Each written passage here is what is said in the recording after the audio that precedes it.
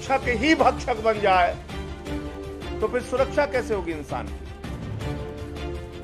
महोबा में इंद्रकांत त्रिपाठी नाम के एक व्यापारी, जिनसे हर महीने उनकी बातचीत में आपको सुनाऊंगा, डीएम और एसपी 5-5 लाख रुपए रंगदारी वसूलते थे। कौन? डीएम और एसपी। एक एसपी हत्या करवा रहा है उत्तर प्रदेश के अंदर। कहां जाएगा सुरक्षा के लिए इंसान? योगी जी, जब आपसे एक व्यापारी ने अपील की और बताया कि उसकी हत्या हो सकती है, आप एक मुख्यमंत्री के तौर पे उस पर कोई कार्रवाई नहीं कर पाए, उसकी जान नहीं बचा पाए। इसलिए उसकी मौत के सीधे जिम्मेदार आप हैं मुख्यमंत्री जी। अब तक आपने अपराधियों के द्वारा रंगदारी वसूलने की घटना सुनी होगी, लेकिन वारे उत्तर प्रदेश में योगी का राज, यहां पर डीएम और एसपी रंगदारी वसूल रहा है और उनसे 6 लाख रुपए महीने की मांग की गई। और जब उन्होंने असमर्थता जताई तो जो वहां के एसपी थे पाटीदार, उन्होंने इनको बुलाया, इंद्रकांत त्रिपाठी जी को, और बुला के गाली गलौज करके कहा कि पैसे पहुंचा देना वरना तुम्हारी हत्या करवा दूंगा।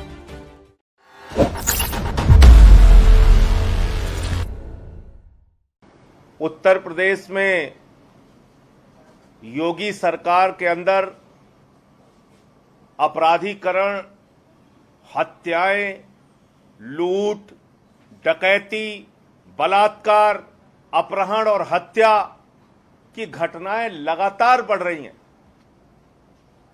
लेकिन आज जिस मामले का खुलासा मैं आपके सामने करने जा रहा हूं, यह आपको हैरान कर देगा।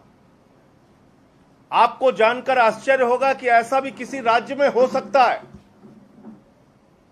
उत्तर प्रदेश में सिलसिलेवार तरीके से, और मैंने ये बार बार उठाया, ब्राह्मण समाज के लोगों की हत्या के एक नहीं अनेक मामले उत्तर प्रदेश में हैं। अनेक मामले, वो चाहे निर्वेंद्र मिश्रा पूर्व विधायक 3 बार के जो रहे उनकी हत्या का मामला हो, वो चाहे पत्रकार विक्रम जोशी की हत्या का मामला हो, वो चाहे प्रभात मिश्रा जो 12वीं में पढ़ने वाला बच्चा था उसके फर्जी इनकाउंटर का मामला हो, खुशी दुबे के जेल में रहने का मामला हो, या 4 लोगों की गला काटकर हत्या करने का प्रयागराज का मामला हो, या कुल्हाड़ी से काट के प्रतापगढ़ में हत्या का मामला हो। एक लंबी फेहरिस्त है। कैलाश नारायण दीक्षित व्यापारी की हत्या का मामला हो। लेकिन यह जो मामला है, इस मामले को जानने के बाद आपको यह लगेगा कि जब रक्षक ही भक्षक बन जाए तो फिर सुरक्षा कैसे होगी इंसान की। महोबा में इंद्रकांत त्रिपाठी नाम के एक व्यापारी, जिनसे हर महीने उनकी बातचीत में आपको सुनाऊंगा, डीएम और एसपी 5-5 लाख रुपए रंगदारी वसूलते थे। कौन? डीएम और एसपी। डीएम और एसपी रंगदारी वसूलते थे। अब तक आपने अपराधियों के द्वारा रंगदारी वसूलने की घटना सुनी होगी, लेकिन वारे उत्तर प्रदेश में योगी का राज, यहां पर डीएम और एसपी रंगदारी वसूल रहा है और उनसे 6 लाख रुपए महीने की मांग की गई। और जब उन्होंने असमर्थता जताई तो जो वहां के एसपी थे पाटीदार, उन्होंने इनको बुलाया, इंद्रकांत त्रिपाठी जी को, और बुला के गाली गलौज करके कहा कि पैसे पहुंचा देना वरना तुम्हारी हत्या करवा दूंगा। और 1 हफ्ते पहले, यानी हत्या के पहले, वारदात के पहले, वो शख्स इंद्रकांत त्रिपाठी जी वीडियो बनाते हैं, उत्तर प्रदेश के मुख्यमंत्री योगी जी से गिड़गिड़ाते हैं कि योगी जी मेरी रक्षा कर लीजिए, मेरी जान जा सकती है, एसपी मेरी हत्या करवा सकते हैं, मुझसे रंगदारी मांगते हैं। ये किसी और को नहीं, उत्तर प्रदेश के मुख्यमंत्री योगी आदित्यनाथ से उन्होंने गुहार लगाई।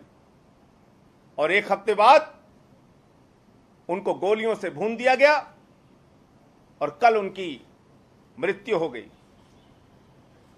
एक एसपी हत्या करवा रहा है उत्तर प्रदेश के अंदर।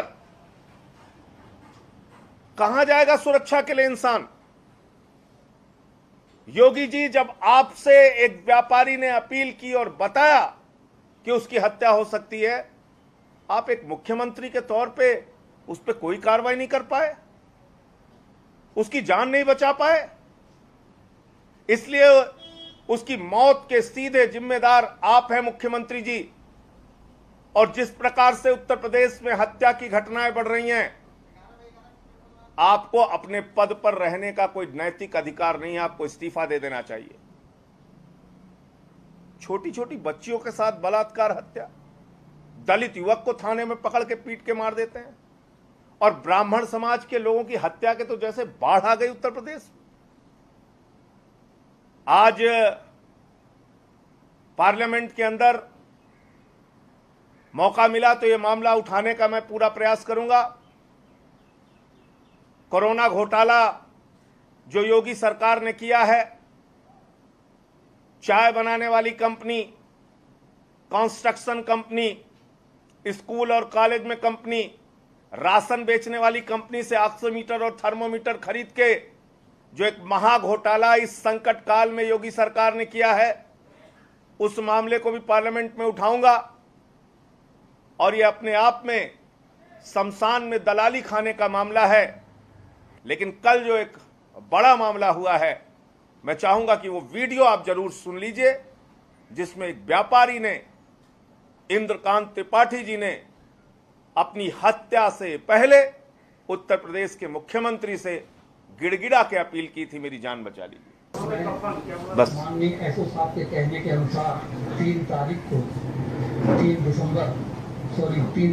सितंबर उन्होंने माने कि 3 तारीख को मैं माननीय पुलिस अधीक्षक जी के पास गया, उनके कार्यालय में, और उन्हें मैंने अपनी राजनीति बताई। मैंने बताया, मानवर, मेरा विस्फोटक का समस्त काम बंद है, आप क्यों मेरे पीछे पड़े हुए हैं कि बार बार मुझे सुरेश सोनी से वो ऐसो कवरेज से धमकियां दिलवाते हैं।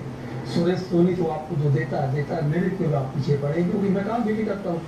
तब उन्होंने मुझे जोर जोर से डांटते हुए, गाली देते हुए कहा कि सुनो, जाकर 1 हफ्ते के अंदर 6 लाख की व्यवस्था करके लाओ, वरना 1 हफ्ते बाद तुम अपने मुकदमों की गिनती गिन लेना, कितने फर्जी मुकदमे तुम्हारे ऊपर और तुम्हारे परिवार के ऊपर मैं लगाने जा रहा हूँ।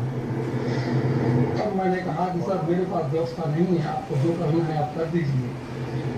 तब उन्होंने कहा कि मुझे पता है कि तुम कहीं ना कहीं से राजनीतिक व्यक्ति भी हो, अगर तुमने किसी नेता से राजनीति करवाई या मुझे फोन करवाया तो मैं तुम्हारी हत्या करवाने में भी गुरेज नहीं करूंगा, किसी भी वक्त तुम्हारी हत्या करवा दूंगा, क्योंकि फाइनेंसर मेरे पास सुरेश सोनी बैठा हुआ है।